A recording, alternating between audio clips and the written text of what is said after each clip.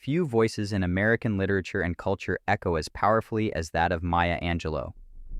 A poet, memoirist, performer, and activist, Angelou rose to global prominence with her searing and graceful reflections on race, identity, trauma, and self-empowerment. What made her unique was not just her talent across many artistic disciplines, but her unwavering resilience in the face of immense personal and historical adversity.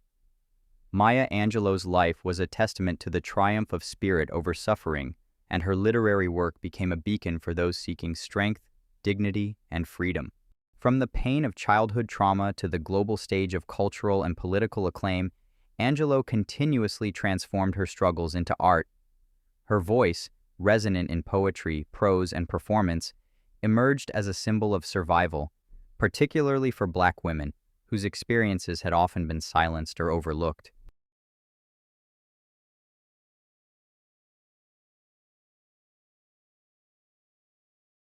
Maya Angelou was born Marguerite Annie Johnson on April 4, 1928, in St. Louis, Missouri. Her early life was marked by instability and hardship. Her parents' divorce led to a childhood spent shuttling between cities and guardians. At just 8 years old, Angelou experienced a trauma that would shape her life. She was sexually abused by her mother's boyfriend. After revealing the abuse, the man was briefly jailed and then killed shortly after his release. In response to the trauma, Angelou fell into a silence that lasted nearly 5 years. She stopped speaking to almost everyone except her brother Bailey, who had given her the nickname Maya. This period of muteness became one of the most formative times in her life. While many would consider silence a sign of brokenness, Angelou later described it as a time of deep observation and imagination. "I thought, my voice killed him. I killed that man because I told his name, and then I thought I would never speak again," she once said. But it was during this silence that she discovered the transformative power of literature. Books became her refuge. She read the works of Black writers like Paul Laurence Dunbar and Langston Hughes, as well as classical authors like Shakespeare and Dickens. Through reading, Angelou began to understand the beauty and power of language. It was the beginning of her healing and the first step toward reclaiming her voice, a voice that would later inspire millions.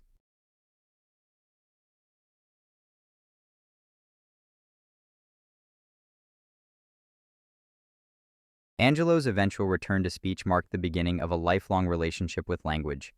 Encouraged by a teacher and a family friend, she started speaking again and gradually began expressing herself through writing. She would later say that poetry helped her to speak again. This rediscovery of her voice would become the central theme of her most famous work, I Know Why the Caged Bird Sings, published in 1969. The autobiography chronicles her early life up to the age of 17 and confronts issues such as racism, sexual abuse, and identity.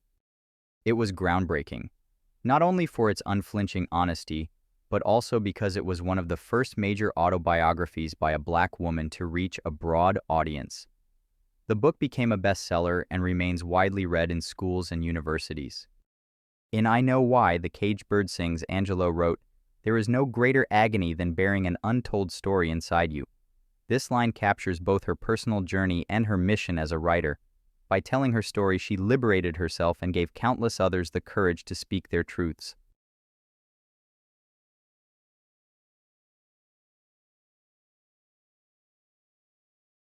While Angelou is best known as a writer, her career was anything but limited to the page. She was a Renaissance woman in the truest sense. In the 1950s and 60s, she toured Europe and Africa as a dancer, singer, and actress. She performed in Porgy and Bess, recorded calypso music, and acted in films and stage productions. Her artistic journey took her around the world, exposing her to different cultures and political movements. In the early 1960s, Angelou lived in Ghana, where she became part of a thriving community of African and African American intellectuals. There, she worked as a journalist and met figures like Malcolm X. Her time in Africa deepened her sense of cultural identity and connected her with the broader African diaspora. Angelou was also active in the American Civil Rights Movement. She worked with both Malcolm X and Dr. Martin Luther King Jr., using her art to advocate for justice and equality. Though her involvement was largely cultural and symbolic, her presence added weight and soul to the movements she supported. Her poem, Still I Rise, became a universal anthem of resilience. with lines like, "You may trod me in the very dirt, but still like dust I'll rise." Angelou declared that dignity and strength could not be destroyed no matter the circumstances. The poem speaks not only to her personal journey, but to the collective struggle of the oppressed. It continues to inspire people around the world.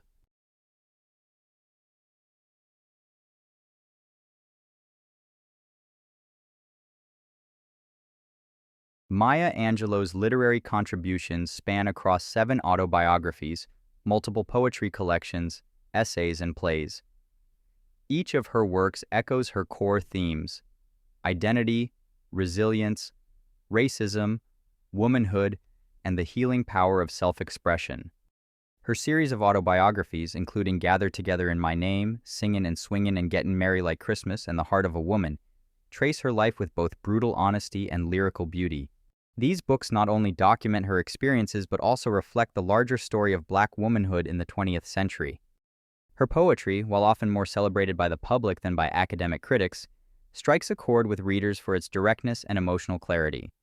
Poems like Phenomenal Woman, Still I Rise, and Touched by an Angel are widely quoted and performed. In Phenomenal Woman, she reclaims beauty and confidence on her own terms. "I'm a woman phenomenally. Phenomenal woman, that's me." Angelou's poetic style is characterized by conversational rhythms, repetition, and vivid imagery. She blends personal experience with universal truth, making her work both intimate and expansive. Her use of refrain and rhythm makes her poetry accessible and emotionally powerful. Themes of trauma and healing are ever present. Her work frequently acknowledges suffering, yet it always moves toward hope. This balance between pain and resilience defines her voice and sets her apart as a writer of uncommon grace.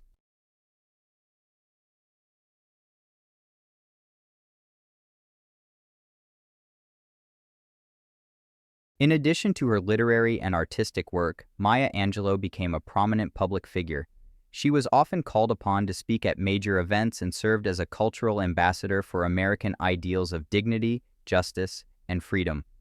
One of the most memorable moments of her public life came in 1993, when she recited her poem On the Pulse of Morning at President Bill Clinton's inauguration, the first poet to do so since Robert Frost. Angelou's reading, broadcast to millions, affirmed her place not only in American letters but in the national consciousness. She called for unity, courage, and a new vision of collective responsibility. The poem ends with a rousing invitation. "Here on the pulse of this new day, you may have the grace to look up and out and into your sister's eyes and into your brother's face, your country, and say simply, very simply with hope, good morning." She also received numerous honors, including over 50 honorary degrees and the Presidential Medal of Freedom, awarded by President Barack Obama in 2011. Beyond accolades, her real influence lay in her ability to mentor and inspire. Oprah Winfrey referred to her as a mother-sister friend, and younger generations of artists and activists found in her a guiding light. Through her work and public presence, Angelou gave permission to others, especially women and people of color, to embrace their full, complex selves.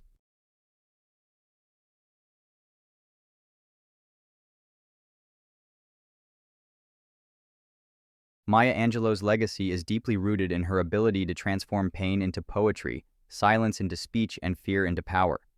Her work continues to be read, taught, and quoted around the world.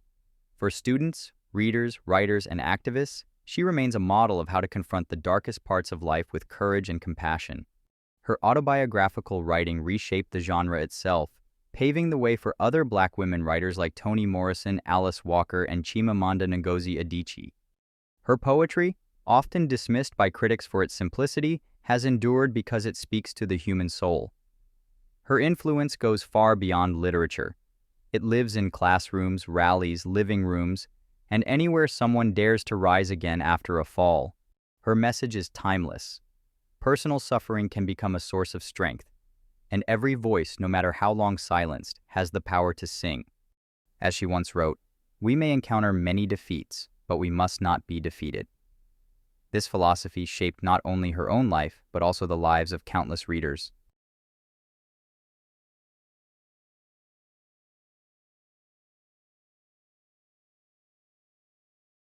Maya Angelou's journey from silence to song, from trauma to triumph, is one of the most inspiring stories in American letters.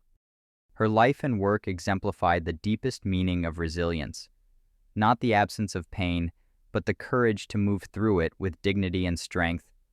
She became the voice for those who had been silenced and a symbol for those still struggling to be heard. Her poetry affirms the beauty of self-worth.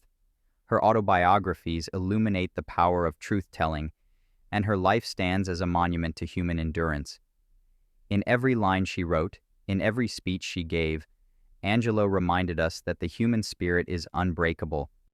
As long as people seek hope amid hardship and strength in the face of suffering, Maya Angelou's voice will continue to resonate. She was and always will be the voice of resilience.